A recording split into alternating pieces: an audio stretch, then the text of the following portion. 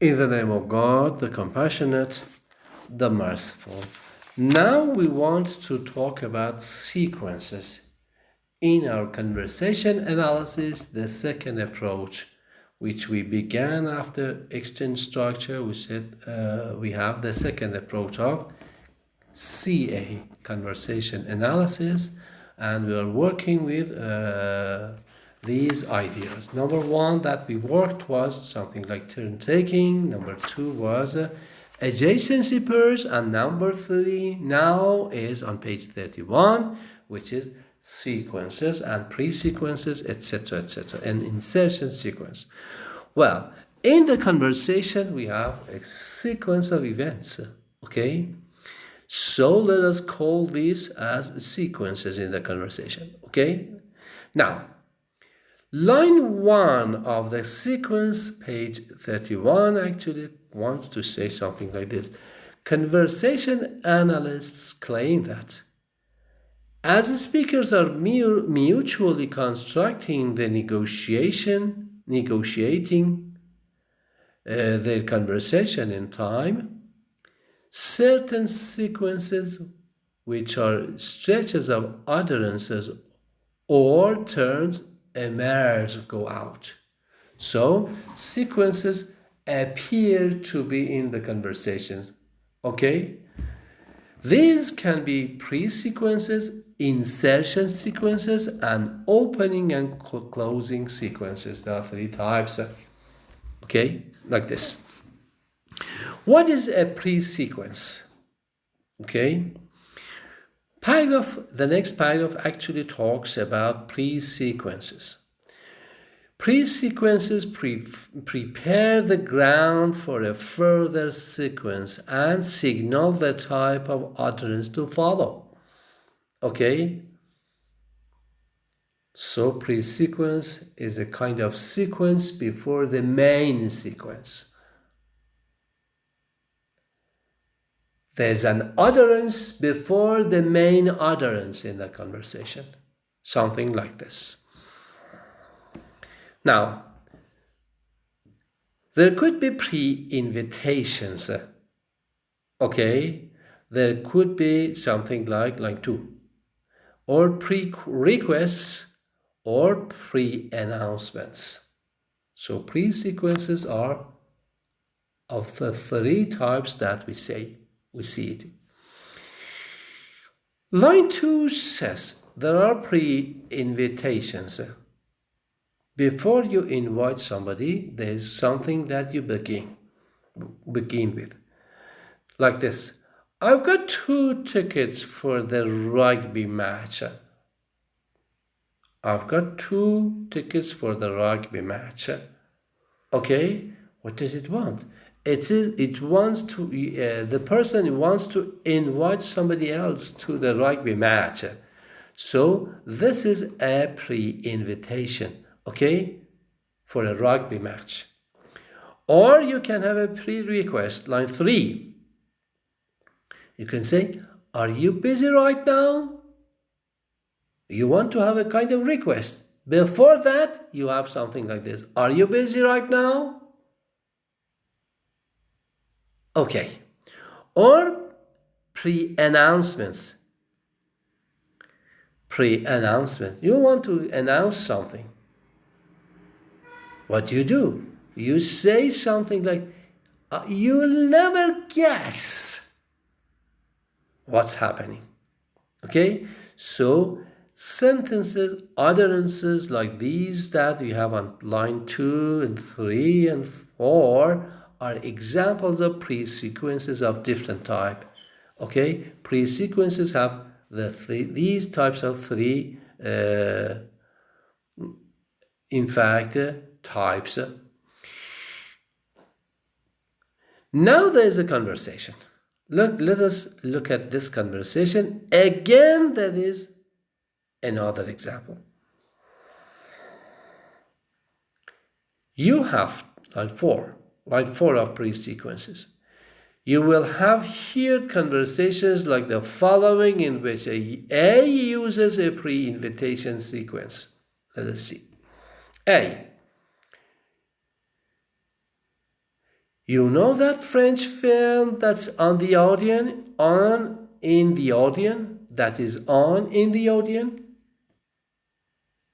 Audience at the end is the name of a theater, the name of a hall. Theater, Theater or R in British English. Theater or RE. Or a hall, sala, hall. Well, B says, yes. And A says, do you want to go and see it tonight? So this is the invitation. Do you want to go and see it tonight? This is invitation. Line 3. What about line 1? Line 1 is pre-invitation. And B, the last line says, yeah, why not? Go back to page 30. There's a kind of invitation. There's an invitation, line 3 of page 30. Okay, line 3 of the list on page 30. So what is it? An invitation. Facing invitation on page 30, opposite of it, we have acceptance. Okay, invitation, acceptance, adjacency pairs. Okay, so invitation and agreement on page 31 is an example of adjacency pairs which appears on page 30. Back to pre-sequences. We are already done with the pre-sequences. So page 31, line 1 actually is a pre kind of invitation, and the original invitation is on line 3. Now there is an insertion sequence. What does it mean? There's a conversation. Inside this conversation, we put another piece of utterance inside it, part of it, maybe line 2 or line 3, line 4 of it in the conversation. But somewhere inside the conversation, there's something like insertion sequence. Now, let us see what is an insertion sequence. In the case of an insertion sequence, the pairs occur embedded within other adjacency pairs, which act as a micro sequence. There is a big sequence and a small sequence inside it. Let us see. A, B, A, B, A, B, 6 lines. Okay, line 1, 2, 6. Now, A says, you know that French film that is on in the audience? Okay. And B says, yes. And A continues to say, do you want to go and see it tonight? Okay. Here we want a kind of answer, a kind of agreement. But just wait. Why? Because there is an insertion sequence. B continues to say, what time does it start? A says 8:35. Okay? When B and A say their utterances and they say something inside the conversation, B comes to say, yeah, why not? So, line 1, 2, 3. Line 4 of the conversation, it's something like this, that, line 4 and 5, there's an insertion sequence. Okay? Now the last line continues with the main sequence. Okay? So we call line 1, 2, 3, 4, and 5 as insertion sequences. Now just compare the conversation on top with the conversation below. What is the difference? Of course, both of them are in the middle of the page. What is the difference? The difference between the two is like this. The one on top, above, the one above on page 31 has got no insertion sequence, and the one below has got the insertion sequence. That's it. That's it. So insertion sequences are something that are inserted inside parts of the conversation in order to achieve the real data. Now, going to the next paragraph, the next conversation between husband and wife, between wife and husband. Let us see.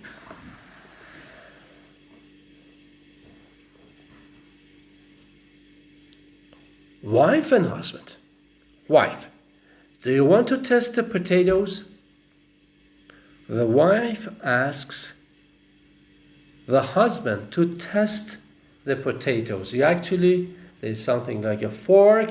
You put the forks inside the potatoes to see whether they are cooked or not. Do you want to test the potatoes? The potatoes are boiling and you want to test it. Whether the potatoes are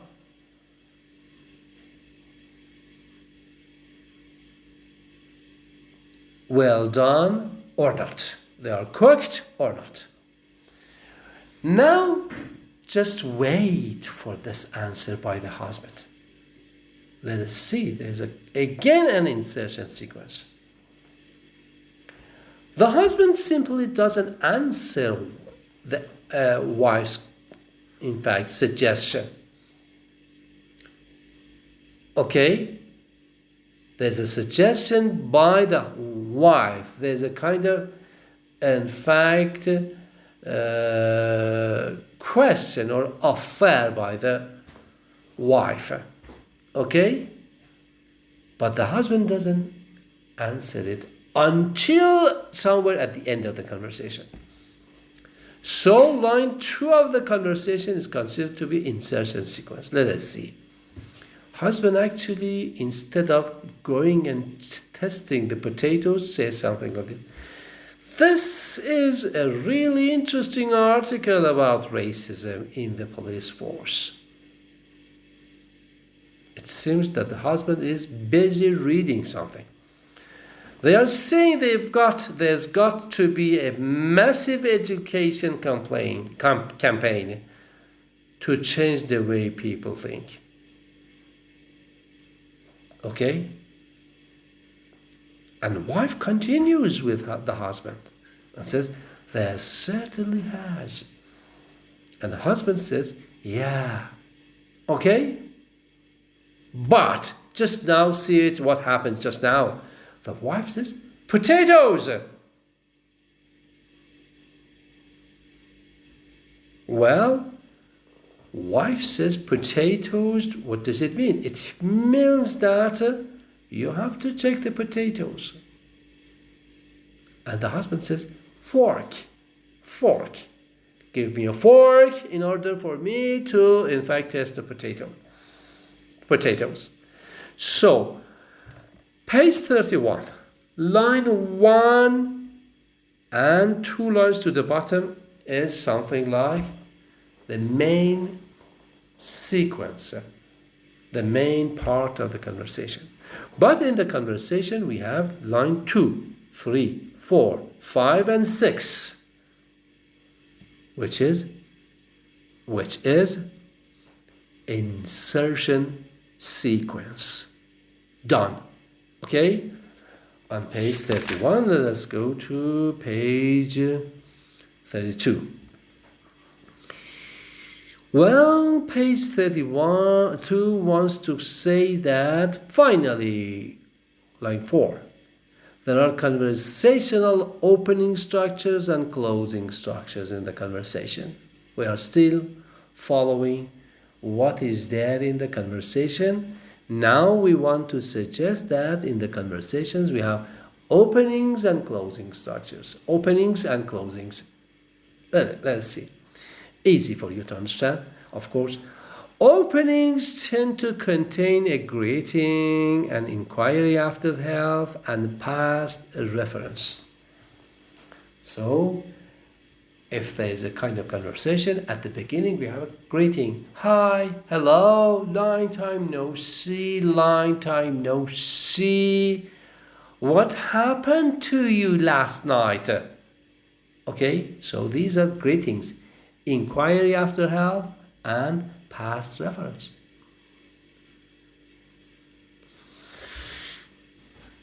Okay, now in the following example, line 3 of this paragraph. Brenda, a 34-year-old housewife, greets Lee, a 15-year-old student, with a formulaic health inquiry. Brenda says, "Hi, Lee." Lee says, "Hi, hi, Jean." Jean says, "Hi, hi." Answer, question and answer in the form of greetings. Brenda says, "How are you?" Lee says, "Not bad. I'll be in a minute." Okay, this is an example of an opening.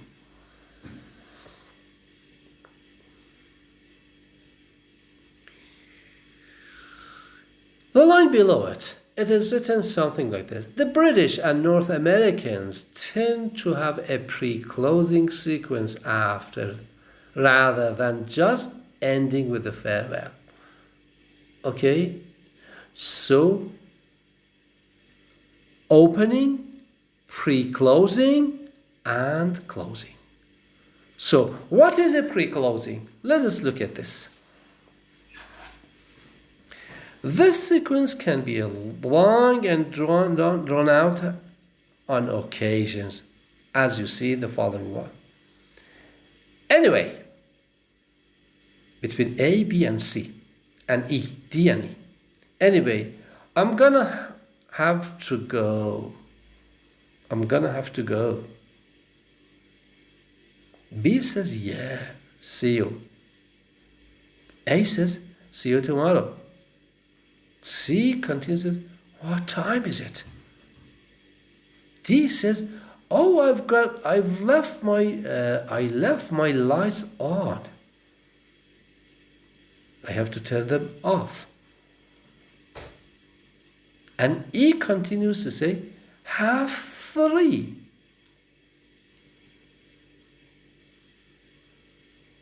And C says, 3. And E continues to say, goodbye. Tara. Okay?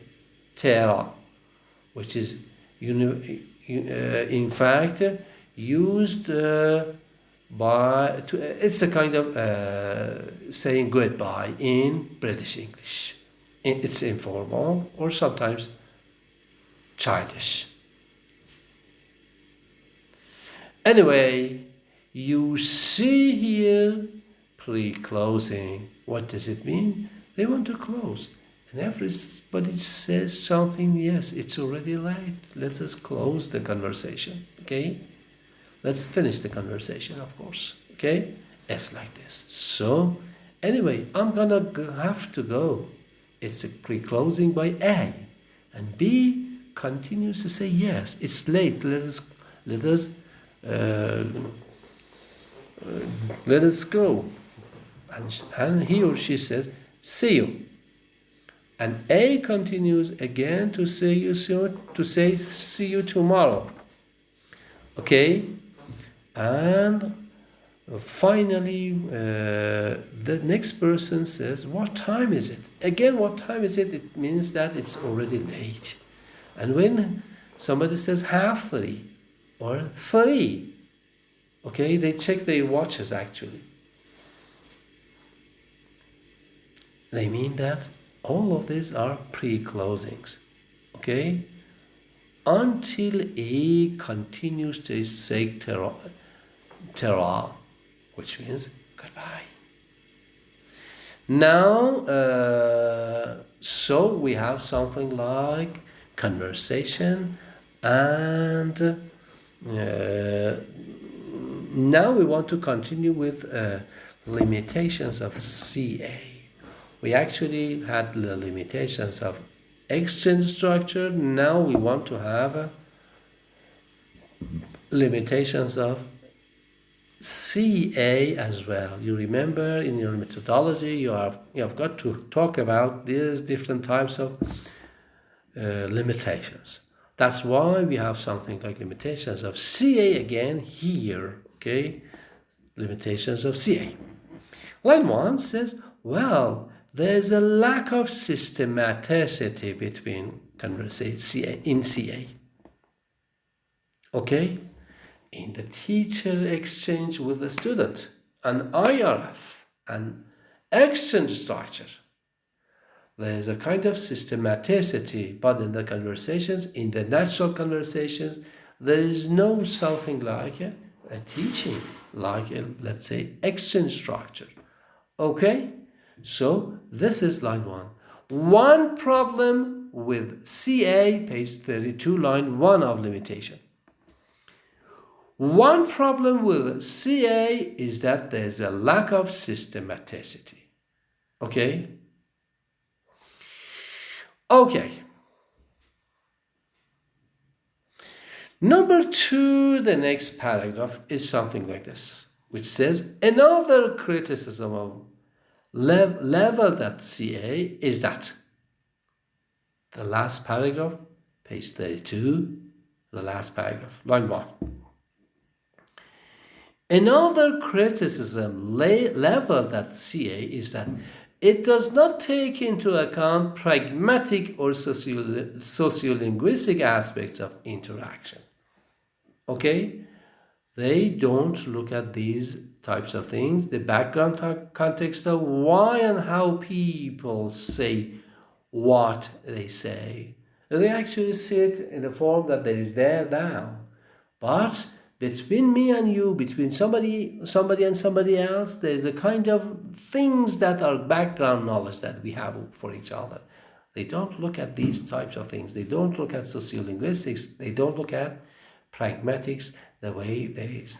Well, these are short limitations, they are not so big for the conversation analysis, but these are, in fact, the 2 types of, in fact, limitations of CA that you see.